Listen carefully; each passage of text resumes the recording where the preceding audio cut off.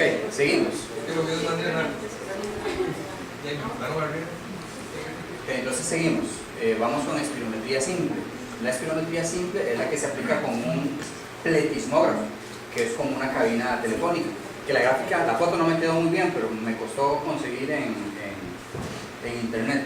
Y la verdad no me dio chance como de agarrar uno de los textos y escanearlo. El detalle es espirometría simple. Es como una cabina telefónica, en la que sentamos a la persona y hacemos la prueba de soplar, ¿verdad? Entonces, espirometría simple. En esta lo que medimos es el volumen que exhala la persona desde la inspiración máxima hasta la exhalación máxima, o sea, hasta donde ya no le dé más. Pero en esta ocupamos que la persona ocupe o requiera todo el tiempo que necesite para botar. Ya no es como en el anterior que damos 6, 10 segundos. En esta, todo lo que pueda, hasta que ya no tenga flujo de gas, porque esto es una espirometría lenta, ¿no? A esa se le llaman volúmenes pulmonares estáticos. Y entonces, aquí es donde viene lo que le explicaba ahora al doctor, que usualmente nosotros nos dicen, hágame una espirometría. Ok, tengo espirometría simple, ¿qué es eso? Volúmenes pulmonares. Tengo espirometría forzada, que es lo que vimos anteriormente. Pero todos nosotros manejamos que cuando me dicen espirometría es prueba de soplar fuerte, ¿verdad? Hay ocasiones que el médico me pone, hágame una prueba de función pulmonar.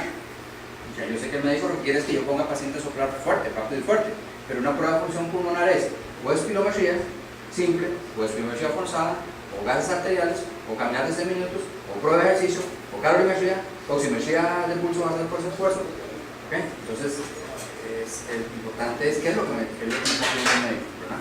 Pide una espirometría, como está viendo es una pletismografía para medir volúmenes, ¿no? Entonces en este caso es medir volúmenes. Eso se llaman volúmenes pulmonares estáticos. Entonces en esta es la gráfica anterior, nada más que ahora vean que aquí estamos midiendo desde el máximo, pero aquí vamos a medir hasta el volumen residual. Aquí estamos midiendo son volúmenes. En este paciente no sopla fuerte, exhala lento, todo el tiempo que requiera hasta que logra evacuar todo el aire, ¿no? A diferencia del anterior que era rápido fuerte por 10 segundos. ¿Está claro ese detalle? Entonces unos volúmenes estáticos, espirometría simple, eso es para medir volúmenes pulmonares. Entonces, ¿qué se mide en una espirometría simple? Estas son las variables. Podemos medir capacidad vital, podemos medir capacidad pulmonar total, capacidad funcional residual, volumen residual, y dependiendo del examen que se vaya a hacer, usted podría medir resistencias de la vía aérea y volumen de gas torácico. Eso va a depender del examen que usted va a aplicar. Con esto entonces ya vamos a dar la introducción de que en espirometría simple usted tiene dos tipos de exámenes que puede hacer, ¿no? Entonces, la capacidad funcional residual, me devuelvo en el dibujo, esta de acá, eso es el volumen residual, para tener así el detalle del contexto. Perdón, esto es el que más medir volumen residual, ese es el atrape aéreo, ¿verdad? Recuerden que nosotros siempre tenemos volumen residual porque es el aire que queda en el alveolo para evitar que se colapse, ¿verdad? Que las vías aéreas cierren del todo, siempre lo tenemos, ¿verdad? Pero una persona que tiene un problema obstructivo, ¿verdad? La vía aérea está cerrada, y en una persona adulta mayor la vía aérea se cierra antes de tiempo, cierra temprano la vía aérea. Entonces normalmente inspiro, entro el aire, exhalo, la vía aérea se cierra. Cuando tengo una obstrucción, inspiro, exhalo, la vía aérea se cierra y se cierra antes de tiempo, el aire queda atrapado. Vuelve a inspirar, entra aire, exhala, se cierra, vuelve a quedar el aire atrapado. Entonces el aire se va a ir atrapando. En el contexto de rehabilitación pulmonar, eso se llama hiperinsuflación dinámica, que es lo que le pasa a las personas conforme hacen ejercicio. Y por eso después de un momento ya no pueden hacer más porque tienen un pulmón lleno de aire, que no lograron evacuar. Y siempre el paciente obstructivo va a decir, es que no puedo respirar, en realidad es que el pulmón está tan lleno de aire que no pueden evacuarlo, ¿verdad? Hay que ayudar a que puedan botar ese aire. Entonces, esta es la capacidad funcional residual, que es el volumen residual. Entonces, la capacidad funcional residual refleja el balance entre la retracción elástica del pulmón y la parte de la caja torácica. En tanto que el volumen residual, además de visualizar esto, me le suma la fuerza de los músculos, el cierre y el cierre de las vías aéreas. O sea, visualiza más cosas. Por eso es que en un volumen pulmonar, el médico, además de ver la capacidad funcional residual, el médico lo que le interesa ver es el volumen residual, porque es el que va a determinar cuánto aire tiene atrapado. Entonces, la capacidad funcional residual, lo normal es del 40 al 50% de la capacidad pulmonar total. Esta capacidad funcional residual de rebote, el volumen residual que se mide con el mismo espirometría lenta, se puede medir con estas tres técnicas. Una se llama la técnica de dilución del gas inerte, esa no se usa. No tenemos máquinas para aplicarla como tal, está en el contexto teórico, pero no tenemos máquinas. De hecho, yo no conozco ninguna máquina que la haga. Pero existen estas otras dos. Una se llama el método de lavado de nitrógeno y la otra la pletinografía. Pero nosotros solamente nos mandan la interconsulta y nos ponen, hágame una pletinografía. Sí, pero el médico entonces me está pidiendo es que haga esta, pero tengo esta otra también. En realidad lo que el médico quiere es volúmenes pulmonares. ¿Cuál método? De que a mí se me ajuste mejor. Pero en realidad, si a mí el médico me pide volúmenes pulmonares, mi primera opción es hacer pletinografía. Si el paciente no pudo, entonces paso a la siguiente, que es lavado de nitrógeno, porque este es más fácil, pero no es tan específico. Entonces tenemos que ver los dos exámenes. Entonces el primero es el lavado de nitrógeno. En el lavado de nitrógeno lo que vamos a hacer es aplicarle oxígeno al 100% a la persona, y recuerden que el nitrógeno, el oxígeno al 100% lo que hace es desplazar el nitrógeno. ¿Y dónde lo va a desplazar? Del pulmón. Entonces lo que vamos a hacer es medirle la cantidad de nitrógeno que exhala la persona, salud, y entonces lo que nos va a medir es la cantidad de gas que está dentro del pulmón. Entonces, se reemplaza el aire inspirado por oxígeno puro y lo que va a producir es una desnitrogenación alveolar, saca el nitrógeno. Esta prueba, dice la teoría, que dura más o menos 7 minutos, aunque realmente en los pacientes que yo lo he hecho, duramos 3 y a máximo hasta 5 minutos. Nunca he llegado a 7 minutos. Pero si tenemos una persona con un problema obstructivo, puede durar hasta 15 o 20 minutos. Soy sincero, yo nunca llego hasta los 20 minutos, porque me parece que es mucho tiempo para meterle oxígeno al 100% y que si estoy produciendo le estoy quitando el nitrógeno, y el nitrógeno lo que produce es la estabilidad del pulmón. Puede ser que cuando yo termine de hacer la maniobra, los alveolos del paciente me van a quedar así, y yo después termino el examen y lo voy a mandar para la casa como si nada. Yo pienso que si yo le hago un examen tan largo, yo debería aplicarle una terapia de reexpansión pulmonar al paciente para mandarlo para la casa. Entonces yo en realidad no duro tanto tiempo. Yo trato de hacer pletinografía, pues es lo más exacto. Si no me puede, pues aplico esto. Si ya el paciente me dura mucho rato, pues mejor yo le pongo ya el reporte al médico, pero también va a depender del valor al que va a llegar el nitrógeno. Porque entonces, la teoría dice que la prueba va a terminar cuando el paciente genera un valor de menos del 2% de nitrógeno. Entonces el paciente respira oxígeno, bota oxígeno con nitrógeno, respira oxígeno, bota nitrógeno. Entonces yo tengo la máquina que va a ir midiendo el nitrógeno que va exhalando la persona, y mi display cuando ya dice menor a 2%, me está diciendo, papacito, termine la prueba, ya bajó el nitrógeno mucho. ¿Okay? Entonces para mí es más fácil hacer pletinografía, cuando no tiene que bajar tanto el valor de nitrógeno. Bueno, lavado de nitrógeno, la prueba termina cuando llega a menos de 2% el valor del nitrógeno. Desventaja en este examen es que no me mide ni resistencia de la vía aérea ni volumen de gas torácico. Entonces es una gran desventaja, porque el médico, además de que le interesa ver el volumen residual, que eso me lo puede ver, y la capacidad funcional, no me puede medir resistencias.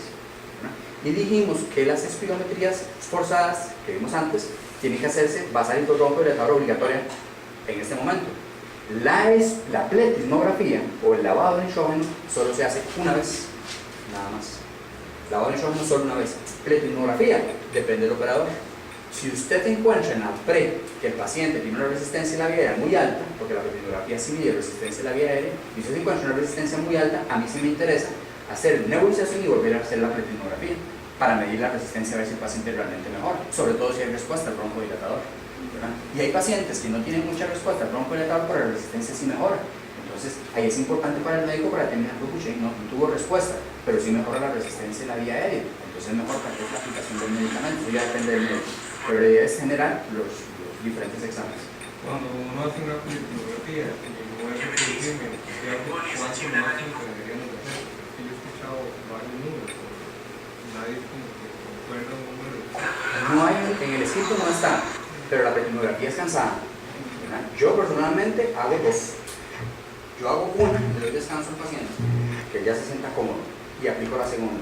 Si en la segunda el paciente no me entendió la maniobra, mejor entro a lavado de nitrógeno. Porque la maniobra, y sobre todo un paciente pulmonar, un paciente que me lo están refiriendo por humedad, me cuesta. Pero la máquina tiene hasta 7 horas. Pero yo hago dos, yo en realidad yo hago dos, tal vez por el tipo de paciente que yo veo, una persona tal vez más joven, le puedes aplicar 3, 4, pero hay otro detalle.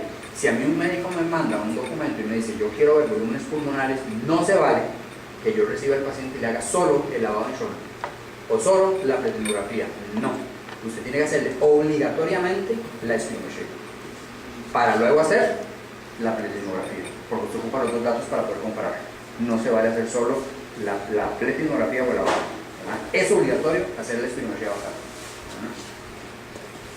Entonces, le aplicamos oxígeno al 100% al paciente.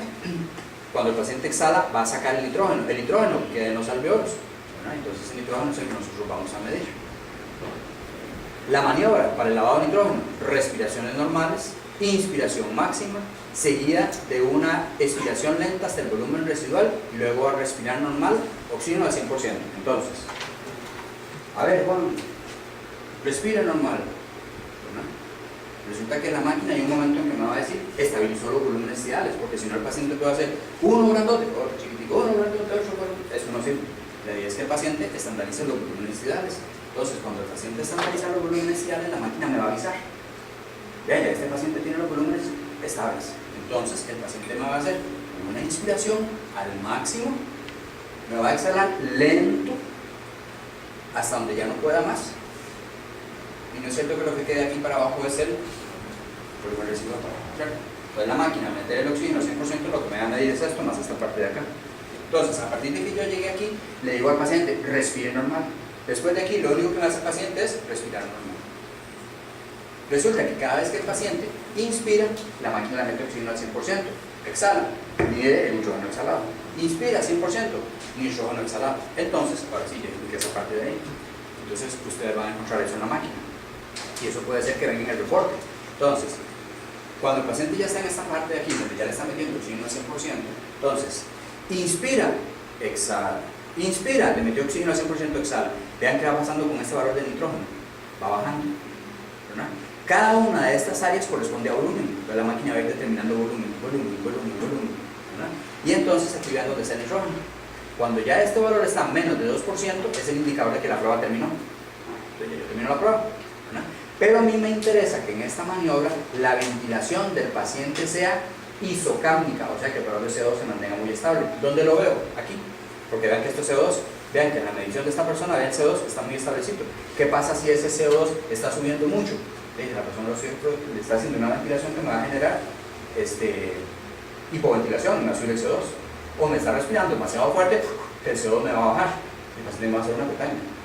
Entonces es importante esa ventilación en esta fase de aquí, que no me vaya a hallar, es una respiración normal, pero me va a meter el oxígeno al 100. Y el otro detalle es, tengo que decirle al paciente que la máquina le va a meter un gas que está frío, porque lo que le va a meter es el oxígeno 100% que está en el cilindro. Entonces el paciente va a sentir un aire fresco.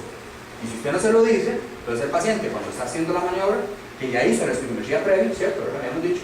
Entonces cuando va a hacer la pletis, el lavado de nitrógeno, es que vienes que me está entrando un aire muy frío y antes no me llegaba, he hecho a perder la maniobra. Entonces tengo que decírselo de previo, ¿no? Entonces, aquí estoy viendo los volúmenes que genera la persona y aquí estoy viendo el valor de volumen. Ahora, la idea es que el volumen sea lo más normal posible. Ya ustedes con eso están determinando que esta persona, aun cuando hizo ventilación isocámnica, los volúmenes ideales que generó no eran muy regulares. ¿Verdad que sí? La idea es que los volúmenes también sean un poco regulares, ¿no? De esta manera no quedó como el 100%, pero la idea es que ustedes puedan visualizarlo.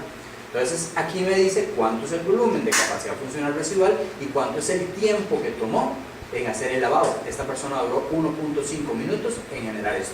Pues eso es como normal, porque vimos que puede durar hasta 7. Repito, los que yo he visto me llegan hasta 3, máximo 5 minutos. Eso es lavado de nitrógeno. Segundo examen sería la pletismografía. Entonces, en la pletismografía, además de medir la capacidad funcional residual, o sea, este pedacito de aquí, y además el volumen residual, ¿verdad? Que eso ya viene de rebote, la máquina me puede medir resistencias de la vía aérea, que eso no lo puede hacer el examen anterior. Y eso se hace con la ley de Boyle, donde tengo volumen 1, presión 1, volumen 2, presión 2. Entonces la ley de Boyle lo que establece es que los productos, o sea, la multiplicación de la presión, que es esta, y el volumen de dos compartimentos separados son invariables, o sea, ya se conocen. Y en este examen lo que se hace es medir la presión en la boca, la presión y el volumen dentro de una cabina. Entonces, tenemos una cabina. La cabina tiene un volumen y tiene una presión. Yo tengo que medir, calibrar la máquina cada vez que voy a hacer el examen. Entonces la máquina ya sabe cuál es la presión y cuál es el volumen que tiene aquí adentro. Eso es un compartimento. Cuando yo meto a la persona, tiene un pulmón, aquí está el segundo compartimento. Resulta que ese segundo compartimento yo le puedo conocer la presión cuando yo pongo a la persona a respirar, ¿verdad? Pero entonces, ¿qué es lo que me queda por despejar? El volumen. Ahí está. Entonces tengo esto que es la cabina, tengo esto que es del paciente, solo me queda esto por despejar. Entonces la máquina despeja para esto, inmediatamente, ¿qué es lo que me da? El volumen del pulmón. Con la máquina ahora es facilísimo. Antes nosotros teníamos que hacer esos cálculos a mano. Nosotros todavía no llegamos a ver la máquina para esos efectos como tal, sino nosotros nos enseñaban a la parte teórica. Si hace el examen, usted encuentra este resultado, el papacito póngase a hacer los cálculos para lograr determinar cuál era el volumen que tenía el paciente. Y eso es una que más poco para nosotros cuando estudiamos terapia respiratoria, que eran los introductores de terapia respiratoria. Para los que estudian terapia respiratoria, que era terapia respiratoria 1 o 2, ¿verdad? Ahora todo eso lo hace la máquina, eso es facilísimo. Entonces, cuando nosotros hacemos la pletismografía, que ya mencionamos que se puede hacer medir la resistencia y el volumen de gas torácico, entonces ahora aquí vamos a entrar ahora sí a resistencia de la vía aérea y volumen de gas torácico.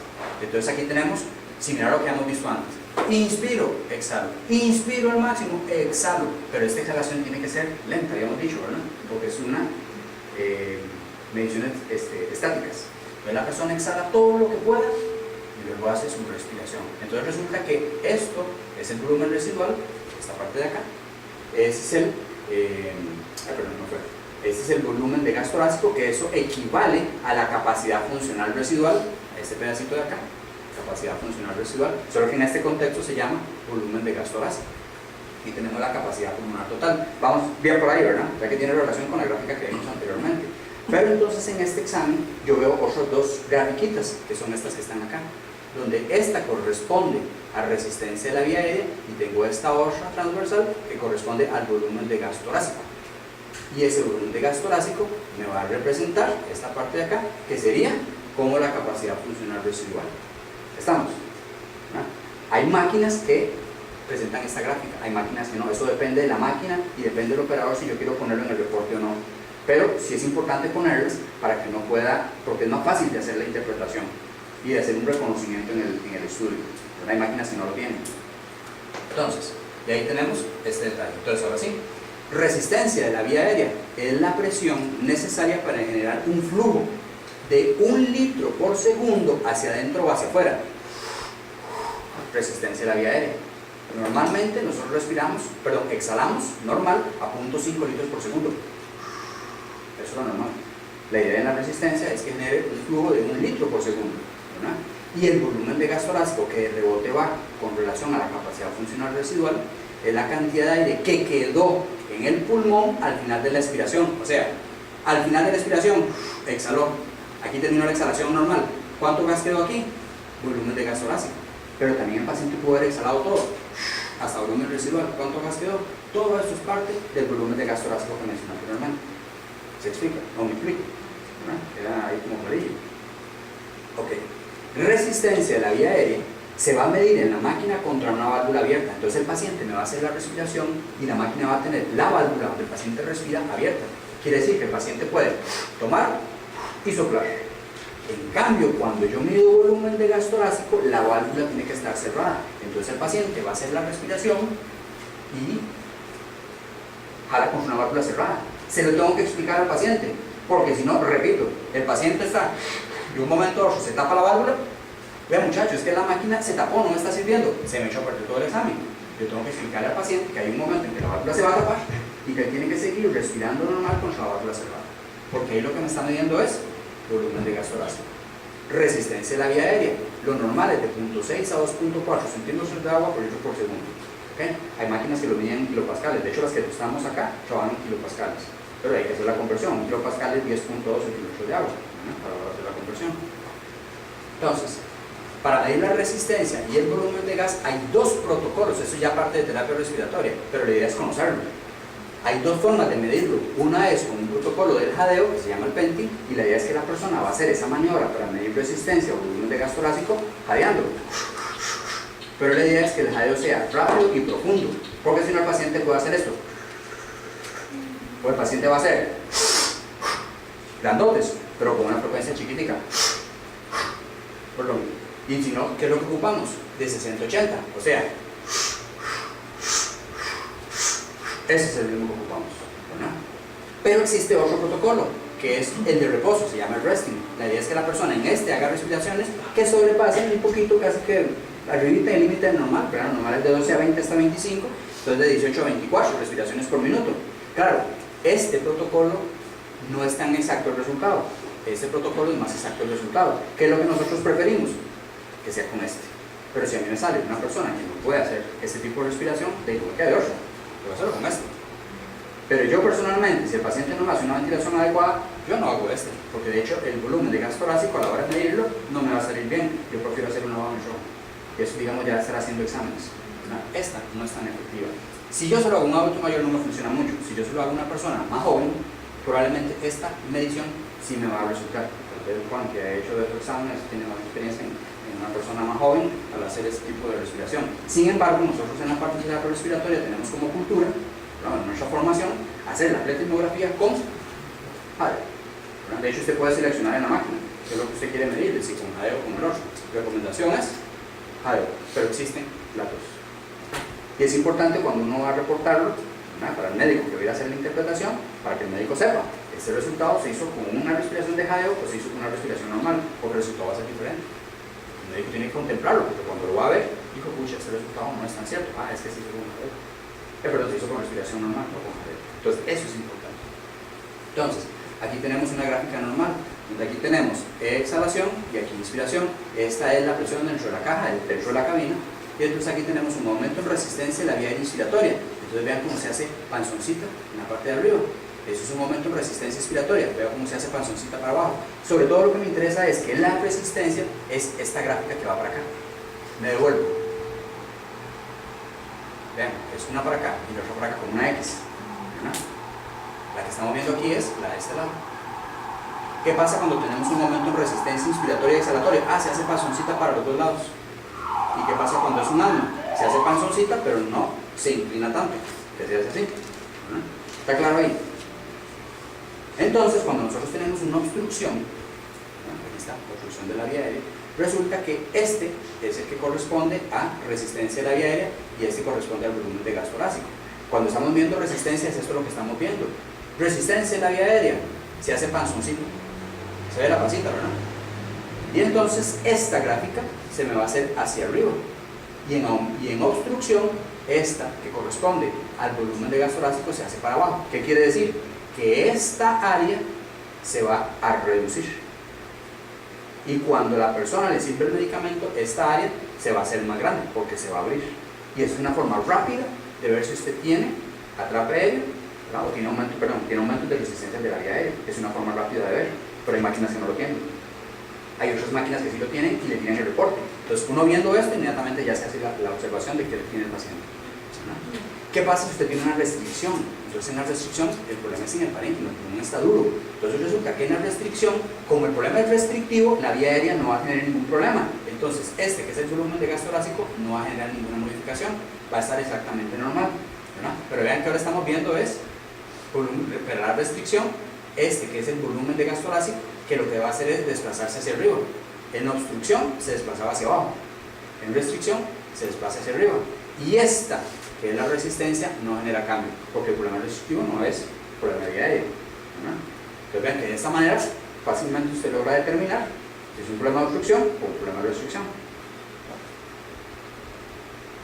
Maniobra para hacer una pletismografía: respiración normal, inspiración máxima, seguida de una expiración lenta hasta volumen residual, y a partir de ahí sigue un jadeo contra válvula abierta para medir resistencia, o un jadeo contra válvula cerrada para medir volumen de gas torácico.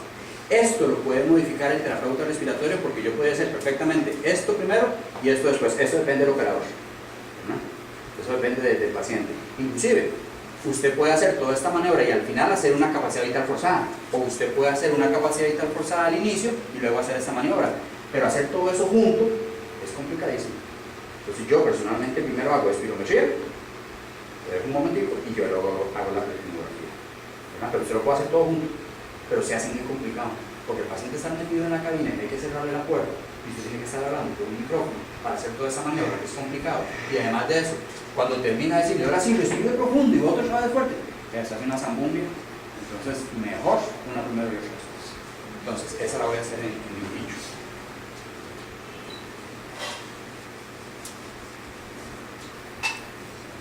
esta puede ser que aparezcan algunos reportes, va a depender del tipo de reporte. Entonces yo le pido al paciente respiraciones normales. Cuando la máquina lo estabiliza, la máquina me va a avisar. De hecho, lo que me va a tirar es una línea punteada. Cuando ya la máquina lo estabilizó, le pido inspiración máxima, ¿verdad? Luego le pido que exhale, pero no es forzado, sino exhala lento, lento, lento, hasta donde ya no pueda más. Es cierto que lo que queda aquí abajo es el volumen residual, lo mismo que vimos antes, ¿verdad? Y luego de aquí le pido al paciente que respire normal. Resulta que cuando él hace estas respiraciones normales, la primera parte dice jadeo. Entonces yo le digo al paciente, ahora sí, a la cuenta de 3, 1, 2, 3, empieza a jadear. Entonces el paciente, jadeo, ¿verdad? 60-80 respiraciones por minuto. Que estamos midiendo resistencia de la vía aérea contra la válvula abierta. Entonces usted inmediatamente va a encontrar, va a hacer esto un poco diferente, va a hacerlo más gráfico. Cuando el paciente empieza a jadear, yo voy a encontrar esto. Porque está jadeando. Estoy midiendo aquí, resistencia de la vía aérea. ¿Cómo está la válvula? Abierta. Porque está.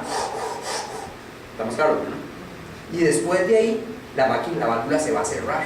Y entonces yo le voy a decir al paciente, la válvula se le va a cerrar, usted sigue respirando normal con la válvula cerrada. Entonces la válvula bloquea y el paciente sigue haciendo el mismo jadeo, pero con la válvula cerrada. Entonces resulta que en esa válvula cerrada, yo lo que voy a ver es esto. Claro, la válvula está cerrada, no me va a marcar nada. Yo lo que voy a ver es solo una linecita. ¿Estamos? A eso hay otro contexto en terapia respiratoria, pero yo lo dejo ahí porque es lo que a nosotros nos interesa, digamos, en el grueso. Esto, aquí lo que estoy midiendo es el volumen de gas torácico, y esto es resistencia de la vía aérea. ¿Estamos, no? Y entonces, con este volumen de gas torácico, es que la máquina me va a determinar esto y ese capacidad funcional residual. ¿Irina? Cuando se hace de la válvula cerrada y el paciente lo detecta, no puede ser. Y el paciente, sí, por eso usted le tiene que decir antes que la válvula se le va a cerrar. De hecho, la pantalla a usted le va a ir indicando en algunas máquinas, pues usted ya tiene que reconocer la pantalla para que usted sepa antes de tiempo que la válvula ya se le va a cerrar, para que usted le diga, se le va a cerrar la válvula, usted sigue jadeando, porque si no el paciente se va a quitar el equipo. Y lo importante es que el paciente se tape las mejillas, porque si no, donde la válvula se cierra, hacen esto. Y usted le está midiendo es presión de cachete. A mí no me interesa presión de cachete, me interesa presión del pulmón. Okay. Entonces, esta última parte, que es el volumen de gas torácico, resulta que de todo esto que yo hice, lo más importante de toda la maniobra, y que debe quedar perfecto, es esto. Si esta parte de aquí no queda bien, todo esto que usted hizo para atrás en la gráfica se ve muy bonito, no sirve absolutamente de nada. Entonces ahí es donde yo tengo que saber reconocer el examen, porque hay ocasiones que yo puedo ver un reporte y uno puede decir, pues pucha, me lo reportaron y salió X o A o B, pero resulta que la maniobra quedó mal, porque esto quedó mal, el volumen de gas torácico. Que el volumen de gas torácico necesito para medir capacidad funcional residual. No, lo hago nosotros. ¿Qué otra cosa hay? Ahí estamos. Bueno, entonces, usted esto lo puede modificar en la máquina, puede hacer esto primero, esto después, eso depende del terapeuta respiratorio. ¿Verdad? De aquí usted podría hacer respiraciones normales y otra vez la respiración fuerte, que lo puede hacer al final o lo puede hacer al inicio, en la misma maniobra, o le puede dar descanso. Pero siempre debe hacer una espirometría, o sea, una espirometría forzada, pero debe hacer una pletimografía obligatoria. Si nos encontramos una pletis o un lavado de nitrógeno solito, está mal hecho. Entonces esta tabla es para poder ver ya las pletis o los lavados de nitrógeno, si hay una obstrucción o hay una restricción, capacidad pulmonar total, volumen residual y relación entre volumen residual y capacidad pulmonar total. Resulta que usted no puede determinar si hay una obstrucción o restricción viendo un valor solito, aislado. No es como un libro de recetas. De lo de atrás, ¿por qué no me vale nada del examen si la válvula cerrada no me da bien? Porque resulta que cuando la válvula está cerrada, la máquina lo que va a determinar es esta parte de acá. Cuando el paciente hace esto, lo normal es que esté así, pero hay ocasiones que esto se me puede ir para arriba o se me puede ir para abajo. Entonces, cuando esto está irregular y no tiene esta forma, entonces la máquina no está haciendo una lectura correcta del volumen. Entonces va a calcular de forma incorrecta el volumen residual. Y se lo va a poner muy chiquitico, lo puede poner muy grande. Y eso es lo que estamos buscando aquí. Eso es lo que estamos buscando en la revista. O sea, lo más importante que estamos buscando. Sí. Por eso, de todo el examen, usted ocupa todo, pero eso es lo más importante, que esté bien hecho. Entonces, en esto que es resistencia a la vía aérea, la máquina le va a tirar una gráfica, que lo que se está viendo es esto de aquí, que es la resistencia. Cuando uno ve volumen de gas torácico, la máquina tira una gráfica, que lo que estoy viendo es el opuesto, porque es el otro lado. Pero este resultado final, la máquina los une, y el resultado final me va a tirar el resultado de la X. De hecho, en el Hospital San Juan de Dios tienen una máquina que lo mide y tira el resultado con eso. Aquí yo tengo en el Blanco Cervantes, aún cuando está, la tecnología es muy buena y digamos estamos en realidad de punta en cuanto a mediciones, no me lo mide. Es la misma que tienen ustedes, parecido, ¿no? No lo mide. Entonces, ahí está ese detalle. Obstrucción en capacidad vital, capacidad pulmonar total va a estar normal o podría estar aumentada si hay atrape aéreo. El volumen residual va a estar aumentado porque hay atrape aéreo. Relación va a estar aumentada. En la restricción, la capacidad pulmonar total, o sea, esto de acá, la capacidad total del pulmón va a estar reducida porque es una restricción. El volumen residual puede ser que está reducido y la relación va a estar normal. ¿Okay? Ahora, nosotros no podemos ver el resultado uno solo, tenemos que compararlo con otra cosa. Entonces resulta que cuando yo lo comparo, tengo que comparar contra volumen residual contra capacidad pulmonar total. En problemas obstructivos que generan atrape aéreo, este resultado se va a ver aumentado. Aquí tenemos un pulmón normal, aquí tenemos un pulmón, me adelanto, un pulmón restrictivo, que vean que está muy parecido, 33, 29. Pero ¿qué pasa cuando usted tiene un pulmón obstructivo y que ya se atrape aéreo?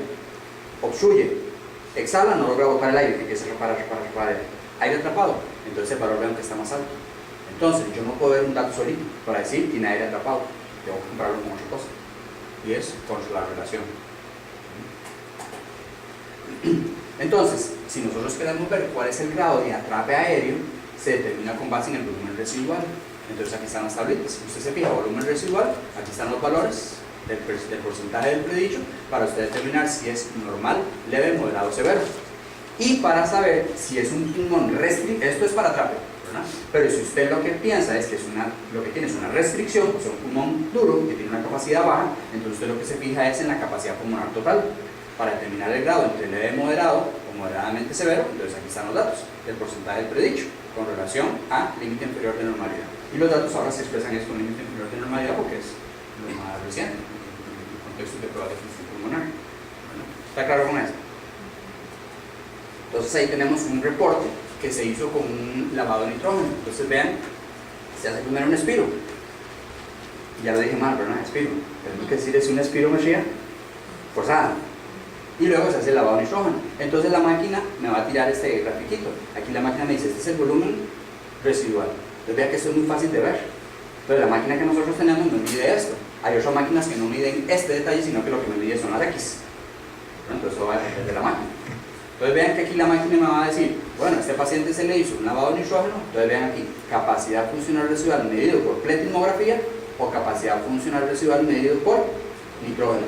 Entonces la máquina me está diciendo que lo midieron por nitrógeno. Entonces cuando el médico va a hacer la interpretación o cuando ustedes lo ven, ustedes dicen, mira, este se midió con lavado de nitrógeno, ese no es tan exacto. Este se midió con pletismografía, ese no es exacto. Este es medido con pletismografía. Capacidad funcional residual medido con pletismografía. Y a la vez, ve aquí donde tenemos la relación, volumen residual, capacidad pulmonar total. Dice la máquina que debería tener 29% y tiene 28%, o sea, no hay atrape aéreo. Aquí está, vea, facilísimo de ver.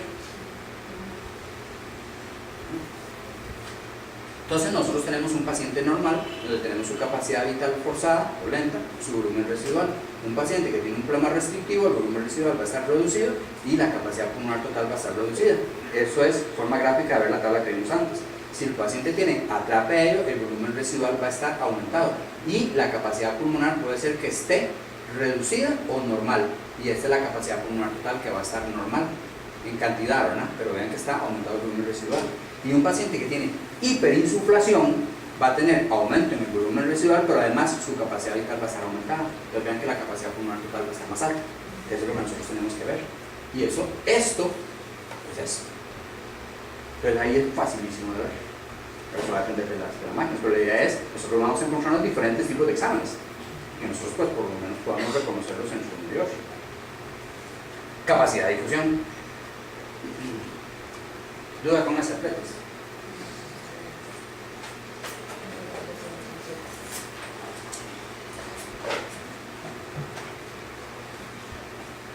capacidad de difusión. Entonces, para poder determinar cómo está la cantidad de aire que atraviesa una membrana hematogaseosa, lo mejor es medir el monóxido de carbono, porque es el que atraviesa más rápido la barrera, ¿no? Entonces se mide con el monóxido, entonces se llama DLCO. Esto de quiere decir capacidad de difusión, es la terminología para capacidad de difusión. Y el CO es el monóxido de carbono. Entonces cuando a mí me piden un DLCO o un DLCO, me están pidiendo una capacidad de difusión. ¿Okay? Resulta que la capacidad de difusión no se recomienda como un estudio de rutina de evaluación, porque siempre se va a ver alterado tanto en problemas destructivos y en problemas restrictivos también. Sí, en problemas restrictivos. Entonces, cualquier patología va a ser que un problema destructivo siempre lo voy a encontrar reducido. Entonces, ¿para qué le voy a medir una capacidad de difusión a un paciente que tiene un problema destructivo o un paciente que tiene aire atrapado? ¿Cómo me va a salir el resultado? Bajo. Es más importante medirlo en un paciente que tiene un problema restrictivo. Nosotros en terapia respiratoria, por ejemplo, cuando hacemos un examen y yo me encuentro un paciente que tiene un atrape aéreo y me pusieron una capacidad de difusión, yo le pongo en observación. Paciente con capacidad pulmonar total o con capacidad vital forzada en X, por lo cual no se recomienda hacer capacidad de difusión. Y el neumólogo cuando me da el examen no tengo ningún problema, porque está en la teoría, ¿verdad? Si a mí me llega un paciente que lo están observando por una EPID, enfermedad pulmonar intersticial difusa, ¿verdad? Y el médico solo le mandó un espido y yo le di el examen y me salió muy alterado, inmediatamente ese paciente yo le puedo hacer una capacidad de difusión, que es considerado terapeuta respiratorio, eso sí, ¿verdad? Pero hay pacientes con problemas restrictivos, yo sí prefiero hacerle una capacidad de difusión de una vez, porque si no yo le hago un espido, el médico lo reporta con restricción, va donde el médico, ¿verdad? Una semana después, solamente hacemos las espirometrías una semana de la fecha que lo va a ver el médico, y entonces el médico lo va a ver y dice, este paciente ocupa una capacidad de difusión. Se lo van a mandar, ¿cuánto tiempo lo va a ver el médico? 3 o 6 meses después, se nos va a atrasar el examen. En cambio, si yo hago la espirometría y yo veo que tiene una restricción, pero realmente la restricción es muy marcada, a ese paciente ya yo puedo valorar hacerle la DELCO, la capacidad de difusión, para que cuando vaya con el médico, vaya con los exámenes adelantados. Claro, usted tiene que reconocer los exámenes para que el examen realmente se lo haga porque lo amerita el paciente, ¿verdad? No le va a hacer una DELCO solo porque se le ocurrió. Una obstrucción es tontería hacerlo porque el fijo va a estar alterado. ¿Y para qué va a someter eso al paciente? A meterle monóxido de carbono que afecta el intercambio gaseoso, solo para medir el resultado que ya fijo usted va a saber que está bajo. Entonces, el DLCO se altera por trastorno de la membrana o el volumen circulante a través del pulmón, ¿verdad? Se puede medir con respiraciones únicas o se puede medir con el método del estado constante. Resulta que con la respiración única hay dos formas de medirlo, que es una que se llama intrarrespiración y otra se llama respiración simple. Esta en realidad lo que mide es la extensión de la superficie del intercambio de gas, no me está midiendo el grosor, ¿okay? Solo me está midiendo cuánto tengo de pulmón, convirtiéndolo como una tortilla para ver cuánto es la capacidad que tiene para intercambiar, no me está midiendo el grosor. Bueno, hay ocasiones que se reporta que tiene aumento en el grosor, eso no es como muy correcto, porque en realidad este tipo de examen que hacemos nosotros, ¿verdad? Lo que mide es área de superficie, no grosor de la membrana. Entonces, tenemos dos tipos, respiración única y método de estado constante. De estas dos, esta de respiración única con estas dos es la mejor para hacer. El método de estado constante, prácticamente no existen equipos para hacerlo, se lo menciono porque está en la teoría. Resulta que en el método de estado constante es que usted ponga al paciente a respirar monóxido de carbono a una concentración conocida, pero se hace por 30 segundos. Resulta que si la máquina se descompuso el solenoide, se descompuso la válvula, usted no tiene control sobre el monóxido de carbono que le está metiendo al paciente, o sea, usted no puede hacer una intoxicación con monóxido de carbono. Entonces, este examen, en el pastel, nosotros no lo hacemos. ¿No? ¿Qué aplicamos nosotros? Respiración única. Respiración única, entonces hay dos opciones: respiración, intrarrespiración o respiración simple. ¿Cuál es la mejor? Intrarrespiración. Si el paciente no me logra hacer intrarrespiración, entramos a respiración simple y se la voy a mencionar para que ustedes vean la diferencia entre una y otra. Bueno, viene más adelante. Valor normal del DELCO es de 20 a 30 mililitros por minuto por milímetro de mercurio. Ese es el valor normal que aprendimos en la parte teórica, pero resulta que las pruebas de función pulmonar se expresan como valores de porcentaje del predicho. Entonces, el valor del porcentaje del predicho del DELCO es 50%. Algo que esté menor al 50% sugiere desorden vascular o en la parte del parénquima, o sea, hay un problema en intercambio de gas. Pero repito, no podemos hacer los exámenes con una sola cosa, siempre hay que compararlo contra otro. Entonces usted hace un DLCO que lo que le está metiendo es monóxido de carbono, tiene que compararlo contra otra cosa. ¿Contra quién lo compara? Contra otro gas que se llama el metano, CH4. Entonces ese gas que le metemos al paciente junto con el monóxido, le están metiendo dos gases. Entonces es 300 partes por millón o 0.3% de metano. Estamos metiendo dos gases a la vez. Y hay que hacer una comparación de esos dos. Y otra cosa es que hay que relacionarlo, el DLCO, junto con la ventilación alveolar que logra el paciente. Ya tenemos tres cosas para agregar, no puedo ver el resultado como una sola cosa. Este DLCO tiene que ser mayor al 85%. Si yo tengo un DLCO bajo con esto para arriba del 85, no es alteración en la capacidad de difusión. Para que sea alteración en la capacidad de difusión, tiene que estar esto menor a 50 y esto menor a 85. Las dos tienen que estar alteradas para que usted pueda decir alteración en capacidad de difusión. Si no, no es cierto que hay alteración en la capacidad de difusión. ¿Okay? Que es un errorcillo que cometemos muy frecuentemente. Sí. Puede sufrir variaciones el DLCO por cambios en la membrana del alveolo, por alteraciones en la circulación, por variaciones en las concentraciones de hemoglobina. Puede disminuirse por alteraciones en la circulación, como puede suceder en disminución del gasto cardíaco, en hipertensión pulmonar, edema agudo pulmón, tromboembolismo pulmonar, en neumonías, en enfisema y en anemia. Se puede disminuir y se puede aumentar estando de pie, con el ejercicio, en el asma, con policitemias o con shock intracardíaco derecha-izquierda se puede aumentar. Entonces, la primera es la intrarrespiración. En esta lo que hacemos es que el paciente tiene que hacer una inspiración que dure hasta 2.5 segundos, pero podría durar 4 segundos en una persona obstruida. Debe de sostener el aire por 10 segundos, eso es lo difícil, y va a exhalar a 0.5 litros por segundo. ¿Verdad? Se deben aplicar un máximo de 4 maniobras y hay que dar un descanso entre cada maniobra. ¿Verdad? Un máximo de 4 minutos entre cada maniobra y hay que aplicar por lo menos 3 maniobras. Entonces, ¿qué es lo que le dice usted ahí al paciente?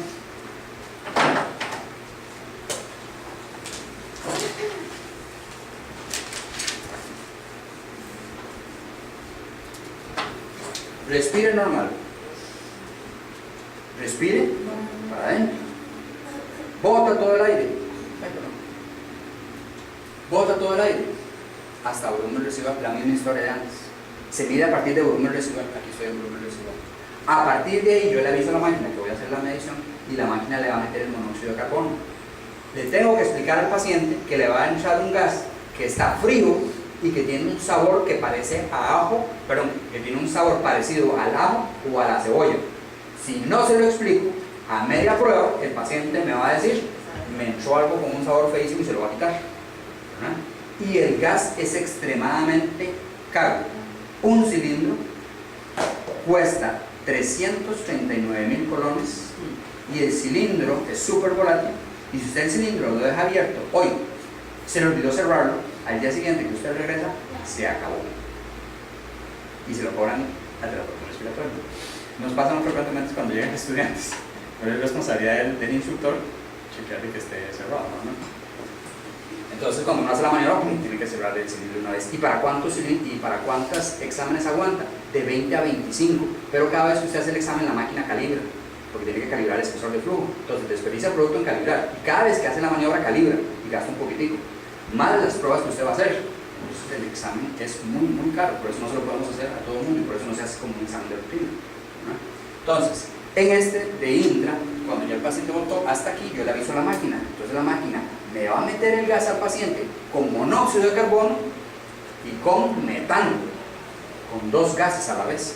Entonces el paciente le tengo que pedir que inspire hasta lo máximo que pueda y que sostenga por 10 segundos. Ahí está lo difícil, porque resulta que la máquina, si el paciente hace y sostiene, cuando cierra la vía aérea, la máquina inmediatamente bloquea y no sirvió la maniobra.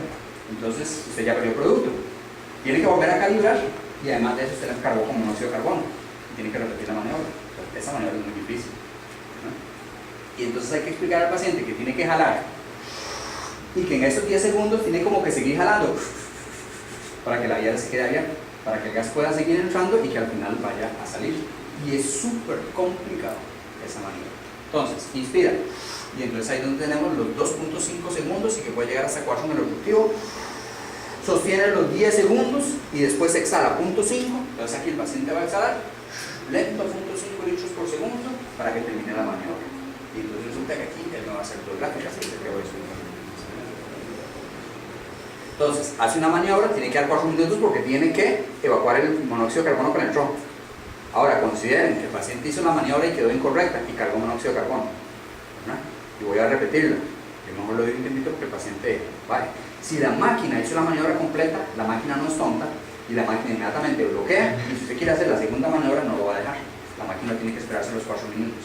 Pero si usted hizo una maniobra y el paciente quedó a la mitad y quedó incorrecto, la máquina sí le va a permitir hacer el siguiente, pero si que agarró el paciente con un poquito de monóxido. La máquina ahí sí no es tan inteligente, ya eso es parte del laboratorio respiratorio, darle el tiempo respectivo al paciente. Entonces uno puede generar hasta 3 maniobras con 4 minutos de descanso entre cada una, ¿no? Esta es la otra maniobra, en la que el paciente, como no pudo hacerme esta, que tiene que sostener 10 segundos, que es la más exacta, entonces tengo que recurrir a esta otra, que es una simple. Entonces, la misma maniobra, respira normal, inspira al máximo, exhala todo el aire y a partir de aquí, respira oxígeno, monóxido de carbono, pero en esta no me va a sostener, sino que en esta, el paciente, de una vez que hizo su inspiración máxima, exhala. De una vez. Entonces ese no es tan exacto, porque yo no estoy seguro si el paciente me elevó todo el aire o paró todo el volumen de gas. Pero si no hay de otra, no hay de otra. ¿Adulto mayor puede hacer un uso extra o la otra? Vieras, parece mentira, los pacientes me logran hacerlo. Pueden hacerla. Inclusive, cuando yo hice el trámite en el hospital, no tanto por el equipo de PLETI, sino que yo lo que buscaba era que el equipo pudiese hacer de todo, una de las objeciones que me pusieron es que el paciente adulto mayor no podía hacer pletimografía. Y resulta que ahora que tenemos el equipo, los pacientes logran hacer pletimografía. Ahora, por dato curioso es que uno también se acostumbra al tipo de paciente. Yo veo sexualmente adulto mayor. No sé por qué, cuando me llega una persona joven a hacer el examen, me cuesta más hacerlo con la persona joven que con el adulto mayor. No sé si es la forma en que uno le explica, no sé, pero me cuesta un poco más hacer la espiro. Siempre la logran hacer, ¿verdad? Pero el momento de realizar inicialmente se me complica. De hecho, no es más fácil que la persona adulta mayor haga la espirometría o la pletimografía, es más fácil que la persona joven. No sé si me pasa algo parecido entre las diferentes edades que hacen. Entonces, eso es lo que nosotros vemos en un examen. Entonces, aquí tenemos la inspiración, ¿verdad? Y el paciente va a sostener los 10 segundos y a botar. Entonces, aquí tenemos la inspiración, sostener los 10 segundos y estas son las presiones que se generan en la vía aérea mientras el paciente está con el aire adentro. Entonces, aquí tenemos el tiempo inspiratorio que genera la persona. Eso sí lo tira la máquina. Esta gráfica completa sí la tira la máquina en el reporte.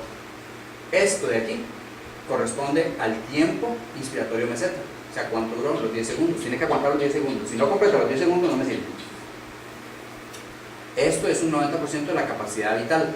El paciente debe sobrepasar el 90% para que el examen me sirva. Si el paciente no sobrepasa el 90% de su capacidad vital, el resultado no me sirve.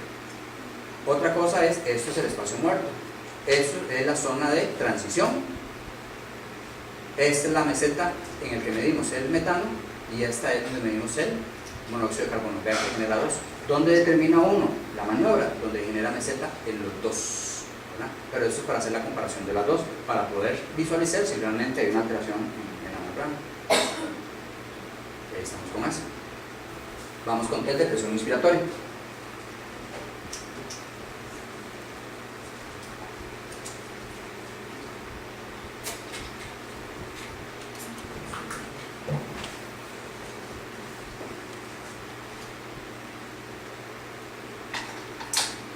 Test de presiones ventilatorias máximas. Sirve para medir fuerza y resistencia, que son cosas diferentes, ¿no? Fuerza y resistencia de la musculatura ventilatoria. Si yo mido presión expiratoria hacia afuera, va a ser un valor positivo y estoy midiendo los músculos expiratorios.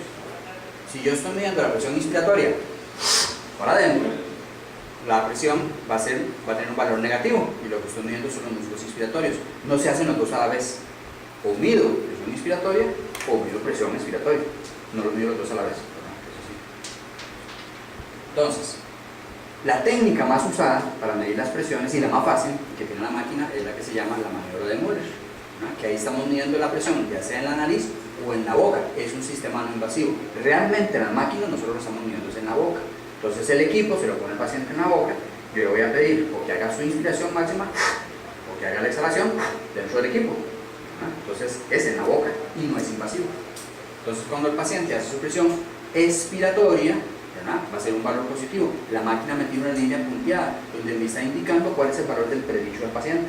Si el paciente sobrepasa ese valor, está bien.